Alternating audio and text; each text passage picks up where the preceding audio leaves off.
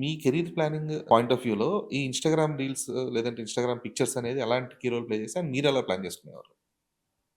స్టార్టింగ్‌లో నాకు తెలీదు ఇన్‌స్టా ఇంత ఇంపార్టెన్స్ అనేసి. ఎందుకంటే ఆహ్,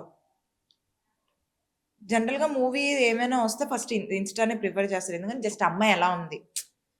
ఇప్పుడు నేను ఒక ఐడియా ప్రొఫైల్ కోసం. పంపించే కన్నా ముందు ఇప్పుడు ఇన్‌స్టానే చూస్తున్నారు.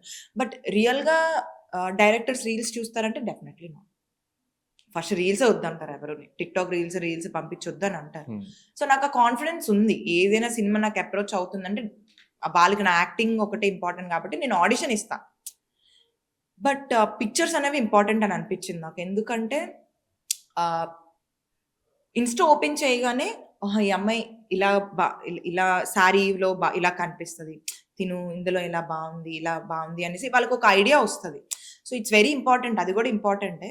బట్ అగైన్ అదొక్కటే ఇంపార్టెంట్ అని నేను అనను. Insta is just an social media platform. It is a very, very easy ఒక బేసిక్ యాక్సెస్. ఇంట్రడక్షన్ లాగా అన్నమాట. Basic very easy access. ఇప్పుడు ఫోను చేసి మేడం మీరు ప్రొఫైల్ పంపండి అని అడిగే బదులు మీరు టక అని కొట్టేసి మీరే చూసుకోవచ్చు. మీకు అవును. బావుంది ఈ అమ్మాయి ఇందులో బావుంది కదా! ఈ లుక్స్‌లో బావుంది కదా! సరే ఒకసారి పిలిపించండి ఆడిషన్ చూద్దాం.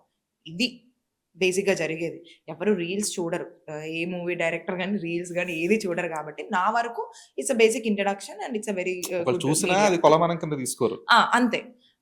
ఇందులో ఈ రీల్‌లో ఇలా చేసింది కదా! పనికిరాదని అని మాత్రం ఎవ్వరు అనరు.